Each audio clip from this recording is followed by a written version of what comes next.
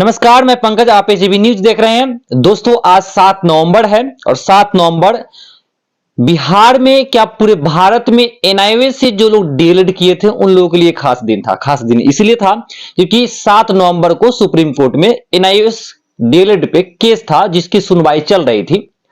सुनवाई चूंकि अंतिम रूप से सुनवाई हुई इसलिए ये खास है और इसलिए चूंकि इस पर अंतिम रूप से फैसला भी आना है। दिन भर लगभग दिन में आज के दिन में लगभग 2 से 3 घंटा तक बहस चला। लंबी बहस में कई बार ऐसा हुआ कि एनआईएस के नेगेटिव में, सॉरी माफ चाहेंगे, एनआईएस के नेगेटिव में जज साहब दिखे। लेकिन इस बात को लेकर के पूरे भारत में, खास करके बिहार में शिक्षकों, वो लोग जो लोग ज्वाइन कर चुके हैं, जो लोग सेवेंथ फेज में आने वाले हैं, अगले बहाली में आने वाले हैं, वैसे लोगों में खलबली सा मच गया। खलबली इसलिए क्योंकि जज साहब एनआईएस के अगेंस्ट बोल रहे थे। दरअसल बात यह है कि जब बहस चल रही है तो कुछ पक्ष विपक्ष होगा, कुछ सकारात्मक बातें होगा, कुछ नकारात्मक बातें होगा, तो इसमें हड़बड़ाने और घबराने की कोई आवश्यकता नहीं है। रहा बात कि आज की जो अंतिम रूप से सुनवाई हुई है जिसमें एनआईएस की तरफ से जो वकील था, जो बेहतरीन परफॉर्मेंस किए हैं और उनके कन्वेंस के आधार पे जज साहब को, हालांकि अंतिम रूप से अंतिम समय तक जो एनआईएस के पक्ष में जो वकील अपना पक्ष रख रहे थे वो जज साहब को कन्विंस करने में कामयाब हुए। अच्छी बात यह है, और अच्छी बात यह है कि जज साहब इस बात को समझ पाए कि वाकई में एनआईएस डीएलएड क्या है। अब चूंकि समरूपता की बात हो रही थी, किसी के साथ हानि ना हो या किसी का जो मूल अधिकार है उसको हानि नहीं हो, समानता का अधिकार है उसका हानि नहीं हो, इस बात को लेकर के रखा गया वहां पे। हालांकि बहुत हद तक जज साहब का कन्वेंस एनआईएस डीएलएड के पक्ष में आता दिखा।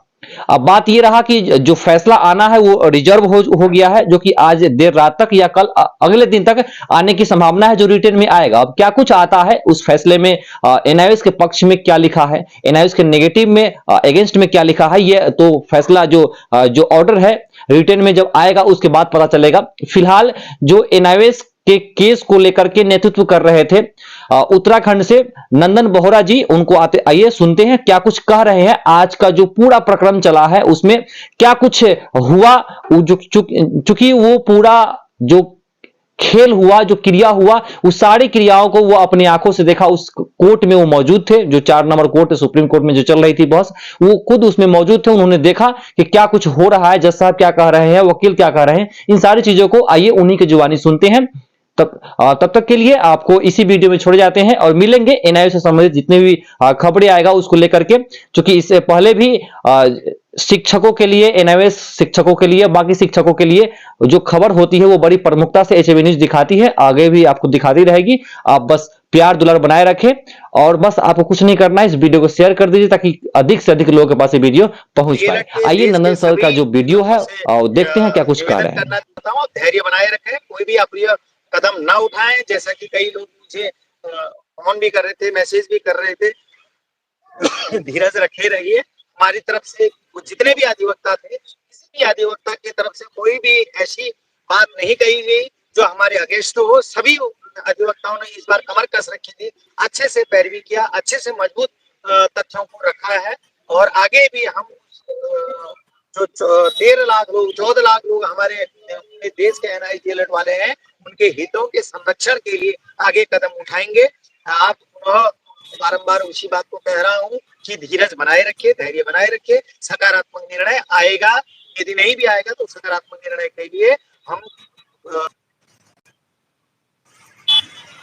पार्टी हमारे समर्थन में है। तो जो भी आंदोलन का रुख होगा, आंदोलन का करेंगे, कानून का जो रास्ता होगा कानूनी रास्ते अपनाएंगे।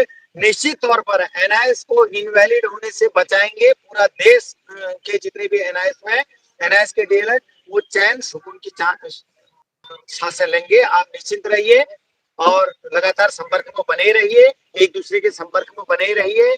आप निर्भय होकर के रहिए और जो भी होगा, ऐसी जो ताकतें हैं, वो दमनकारी ताकतें हैं, हम इनको कोर्ट में तोड़ जवाब देंगे। यहाँ से निकलने के बाद मैं अपने लोगों के साथ सलाह मशवरा करूंगा। उसके बाद देश के सभी एनआईए डीएलएड के अभ्यर्थियों को एक मैसेज दिया जाएगा और संदेश दिया जाएगा कि आगे की रणनीति हमको क्या करना है। क्योंकि अब यह लड़ाई हमको हल्के हुए में नहीं लेनी चाहिए, यद्यपि हम पहले भी जी नहीं ले रहे बिल्कुल। थे, फिर भी जो लोग इसको ले रहे थे, भ्रमित करने का कोशिश कर रहे थे, उनसे सजग रहिए, उनको अलर्ट कीजिए कि भाई नहीं, हमारा भविष्य अब सुरक्षित हमको रखना है करके। तो आगे की जी सर। रणनीति जो भी है, समय आने के उपरांत आपको बता दिया जाएगा।